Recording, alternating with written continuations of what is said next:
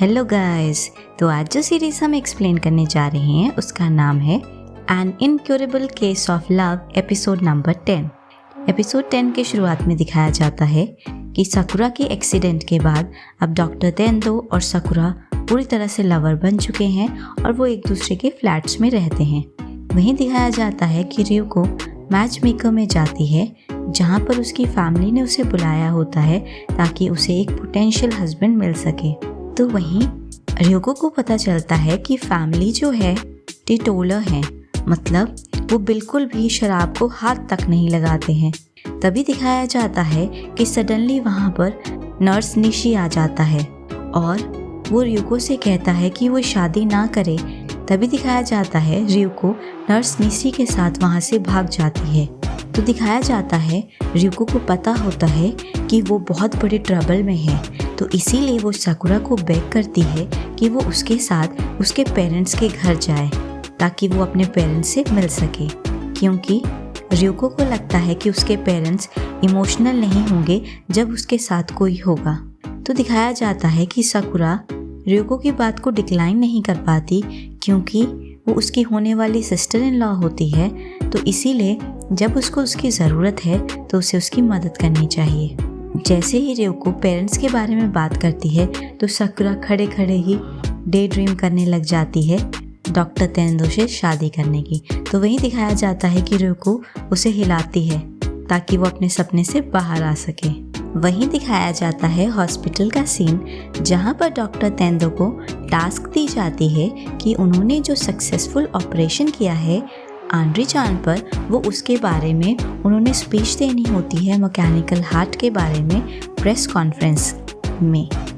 दूसरी तरफ का सीन दिखाया जाता है जहां पर रियुको साकुरा के साथ अपने घर जाती है। जैसे ही साकुरा उस घर को देखती है वो बहुत ज़्यादा इम्प्रेसिव हो जाती है और उस घर को देख के वो कहती है ये तो एक मैंशन के जैसा है। दिखाया जाता है कि साकुरा ने एक ब्लैक सूट पहना होता है और जैसे ही वो डॉक्टर तेंदो के पापा से मिलती है जो कि काफ़ी हैंडसम होते हैं, तो दिखाया जाता है कि डॉक्टर तेंदो के पापा अपनी बेटी से कहते हैं कि वो अपने साथ एक लॉयर को क्यों लेके आई है। तो वहीं रियुको उन्हें बताती है कि वो जो है वो उसकी फ्रेंड है। तभी दिखाया जाता है कि घर के अंदर डॉक्टर तेंदो की मम्मी बहुत ही चेयरफुल तरीके से डम्पलिंग को बना रही होती है, लेकिन वहीं दिखाया जाता है कि उनके हस्बैंड जो कि डॉक्टर तेंदो के पापा होते हैं वो बहुत ज़्यादा गुस्सा होते हैं अपनी बेटी रियुको से कि वो किस तरह से मैरिज मेकिंग से भाग गई, वो भी किसी यंग लड़के के साथ।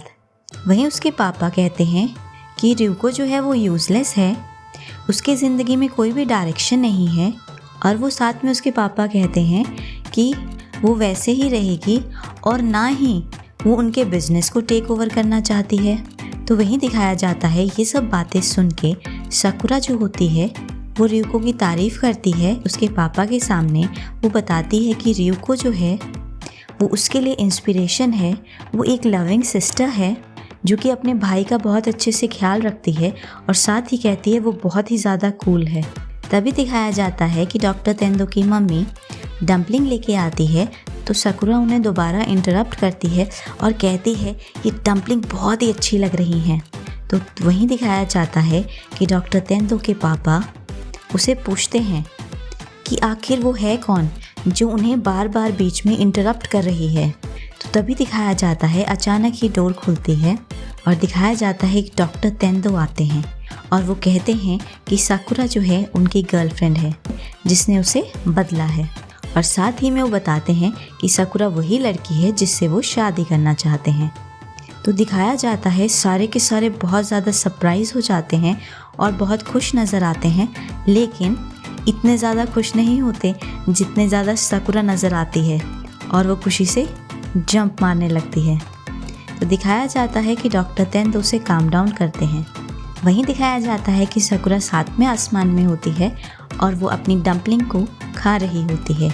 वहीं दिखाया जाता है कि डॉक्टर तेंदो के पापा नोटिस करते हैं कि डॉक्टर तेंदो साकुरा को देखते हुए स्माइल कर रहे होते हैं, जिसकी वजह से डॉक्टर तेंदो के पापा साकुरा के प्रति बहुत सॉफ्ट हो जाते हैं। तभी दिखाया जाता है कि ryuko जैसे ही अपना घर छोड़ रही होती है उसे नर्स निशी बाहर वेट करता हुआ दिखाई दिया जाता है और साथ में वो कहता है कि वो इसीलिए घर आया है ताकि वो अपने एक्शन के बारे में जो उसने पिछले दिन किया था उसके पेरेंट्स को एक्सप्लेन कर सके।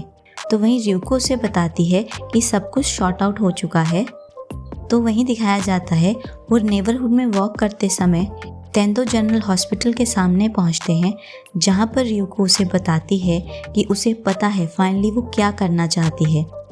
ryuko कहती है कि वो अपने हॉस्पिटल को टेक ओवर करेगी और उसके फादर को बताएगी कि वो लूज़र नहीं है। ryuko नर्स निशी को बताती है कि जैसे ही वो मैच्योर हो जाएगी वो दोबारा उसे ढूंढने आएगी। और वहीं दूसरी तरफ दिखाया जाता है कि डॉक्टर तेंदो और साकुरा प्लेग्राउंड में जाते हैं, जहां पर वो आपस में इंटरेक्शन करते हैं। वहीं दिखाया जाता है कि साकुरा डॉक्टर तेंदो को बैक हग करती है जब वो स्विंग पे बैठे होते हैं और वो साथ में बताती है कि वो बहुत ज़्यादा डॉक्टर तेंदो से प्यार करती है, जिसकी वजह से डॉक्टर तेंदो बहुत ही स्वीटली स्माइल करते हैं। अगले ही दिन का सीन दिखाया जाता है जहाँ पर डॉक्टर तेंदो टिफने और को के पास से जा रहे होते हैं, जहाँ पर वो कुछ रिंग्स देखते हैं। वहीं दिखाया जाता है कि वाकेवयाशी डॉक्टर तेंदो और साकुरा को लंच पे बुलाती है, जहाँ पर वो फॉर्मली साकुरा से अपोलोजाइज करती है।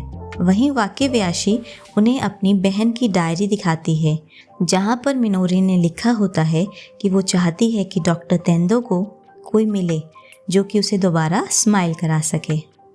तो वहीं वाकेवयाशी डॉक्टर तेंदो को कहती है कि उसे उसकी हैप्पीनेस मिल गई है जब से वो साकुरा के साथ आया है। वहीं दिखाया जाता है एक कोर्स ट्रेनिंग के बारे में बताया जाता है जो कि रीजनल कॉम्प्रहेंसिव केयर स्टडी ने ऑफ़र करी होती है नर्स के लिए, ताकि वो बाहर पढ़ने जा सके, जिसकी वजह से नर्स जो होंगी वो पेशेंट को अंदर और हॉस्पिटल के बाहर असिस्ट कर पाएंगी।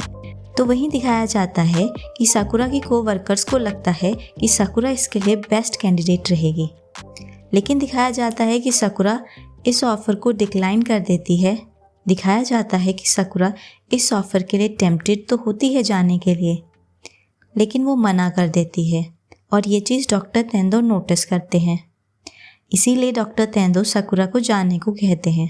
वहीं दिखाया जाता है साकुरा कहती है वो कैसे जा सकती है, अगर वो कुछ घंटों के लिए डॉक्टर तेंदो से अलग हो जाती है तो वही उसे गवारा नहीं होता है, तो पूरे साल के लिए कैसे उनसे अलग हो सकती है। तभी दिखाया जाता है कि डॉक्टर तेंदो उसे हक करते हैं और कहते हैं कि उन्हें भी ऐसा ही लगता है, लेकिन साथ में उसे बताते हैं कि उन्होंने उसकी आंखों में ये देखा है कि वो जाना चाहती है। तो दिखाया जाता है कि साकुरा अपने बैग पैक करती है और जाने के लिए तैयार हो जाती है, जिस दिन डॉक्टर तेंदो का सेमिनार होता है मैकेनिकल हार्ट के ऊपर। तो वहीं साकुरा जो होती है डॉक्टर तेंदो को बताती है कि उसकी फ़्लाइट 6 बजे की है शाम की, लेकिन इनफैक्ट वो 2 बजे की होती है। तो दिखाया जाता है कि डॉक्टर किशुगी डॉक्टर तेंदो को सिग्नल देते हैं कि साकुरा जो है फ्लाई करने ही वाली है। तो दिखाया जाता है कि डॉक्टर तेंदो लेक्चर के बीच में होते हैं। तो दिखाया जाता है कि डॉक्टर तेंदो प्रोफेशनल होने की वजह से अपने स्पीच को कंटिन्यू रखते हैं, लेकिन दिखाया जाता है कि डॉक्टर ryuko उसे रोकते हैं और अनाउंस करते हैं कि डॉक्टर तेंदो को इमरजेंसी के लिए जाना पड़ रहा है, इसीलिए वो टेक ओवर करेंगे। दिखाया जाता है कि डॉक्टर तेंदो बहुत ही जल्दी में एयरपोर्ट जाते हैं और वो वहाँ पर साकुरा से लास्ट मिनट में मिल पाते हैं।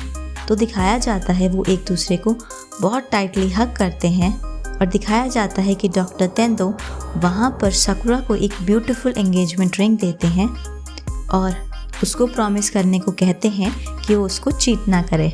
साकुरा स्माइल करती है और प्रॉमिस करती है और डॉक्टर तेंदो को किस करती है।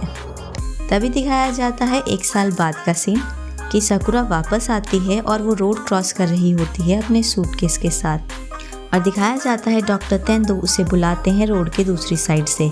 तो दिखाया जाता है साकुरा भागते हुए और खुशी से डॉक्टर तेंदो की तरफ आती है। तो वहीं डॉक्टर तेंदो कमेंट करते हैं कि उसे देख के ऐसा लगता है कि वो बहुत ज़्यादा अभी भी डॉक्टर तेंदो से प्यार करती है। हॉस्पिटल का सीन दिखाया जाता है जहां साकुरा को वार्मली वेलकम किया जाता है और उसे सरप्राइज़ दिया जाता है वेडिंग का। तो दिखाया जाता है डॉक्टर तेंदो और साकुरा बहुत ही ज़्यादा सुंदर लग रहे होते हैं वेडिंग ड्रेसेस में। लेकिन जैसे ही साकुरा जो होती है वेडिंग के लिए जाने लगती है तो ट्रिप हो जाती है और डॉक्टर तेंदो नील डाउन होकर उसकी हेल्प करते हैं और उसे शूज़ पहनाते हैं। दिखाया जाता है वो फाइनली ऑल्टर में पहुंच जाते हैं जहां पर डॉक्टर तेंदो बो लेते हैं और दिखाया जाता है साकुरा अभी अपनी बो लेने ही वाली होती है तब तक कोई वहां पर गिर जाता है और वेडिंग कैंसिल हो जाती है। तो दिखाया जाता है वो उस इंसान को हॉस्पिटल ले जाते हैं जो कि कोलैप्स हो गया होता है, अब वो ठीक होता है। तो डॉक्टर तेंदो हॉस्पिटल में साकुरा से पूछते हैं कि उन्होंने उसका आंसर नहीं सुना था। तो वहीं साकुरा कहती है हाँ, वो उनसे शादी करना चाहती है। वहीं दिखाया जाता है कि डॉक्टर तेंदो साकुरा को पैशनेटली किस करते हैं सारे के सारे स्टाफ के सामने। इसी के साथ एपिसोड 10 की समाप्ति होती है।